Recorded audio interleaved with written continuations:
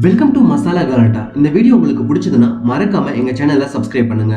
ஒரு தனியார் தொலைக்காட்சி நிகழ்ச்சியில் கலந்து கொண்ட சுகாதாரத்துறை அமைச்சர் விஜயபாஸ்கர் பேசும்போது மக்கள் கொந்தளித்ததால் அமைச்சர் அந்த இடத்தை விட்டு தெரித்து ஓடியதோடு நிகழ்ச்சியும் பாதியிலேயே நிறுத்தப்பட்டது. ஆர்கே நகர் தொகுதி இடைத்தேர்தல் வரும் ஏப்ரல் 12ஆம் தேதி நடக்க உள்ளது. இந்நிலையில் ஆர்கே நகர் தொகுதி மக்கள் வாக்கு யாருக்கு என்ற தலைப்பில் தனியார் தொலைக்காட்சி மக்கள் மன்றம் நிகழ்ச்சி நடத்தியது.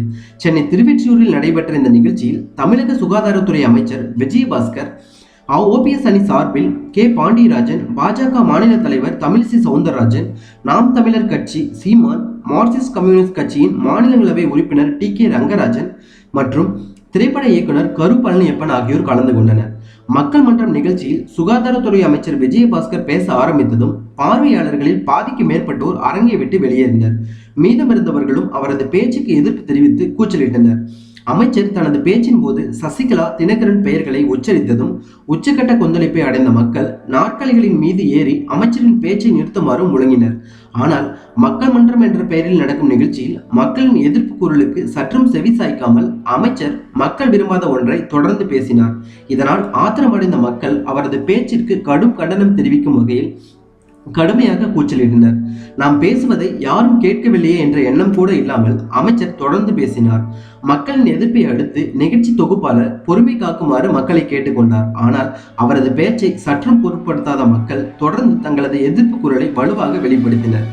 மக்களின் எதிர்ப்பை அடுத்து அரங்கை விட்டு வெளியேறினால் போதும் என்ற எண்ணத்தில் அமைச்சர் விஜயபாஸ்கர் தெரித்து ஓடினார்.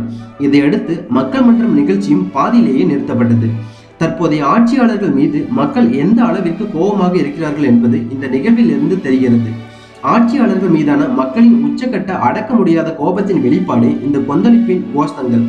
இவ்வளவு நாள் அடக்கி வைத்திருந்த ஆதங்களை வெளிப்பாடே இந்த எதிர்ப்பு. ஆர்கே நகர் தொகுதி மக்கள் தினகரன் சார்ந்துள்ள அணியைச் சேர்ந்தவர்களுக்கு, அதுவும் ஒரு அமைச்சருக்கு இந்த அளவிற்கு எதிர்ப்பு தெரிவித்துள்ளனர். மேலும் சசிகலா மற்றும் தினகரன் பெயரை உச்சரிக்கும் போது கோபத்தின் உச்சத்திற்கே சென்று விட்டனர். வேட்பாளர் பெயரை கூட தொகுதிக்குள் அவர்களை சார்ந்த அணியினரை மக்கள் பயன்படுத்த விடவில்லை என்கின்ற போது தினகரன் எப்படி அந்த தொகுதியில் வெற்றி பெறுவார் என்ற கேள்வி அனைவருக்கும் எழுந்துள்ளது.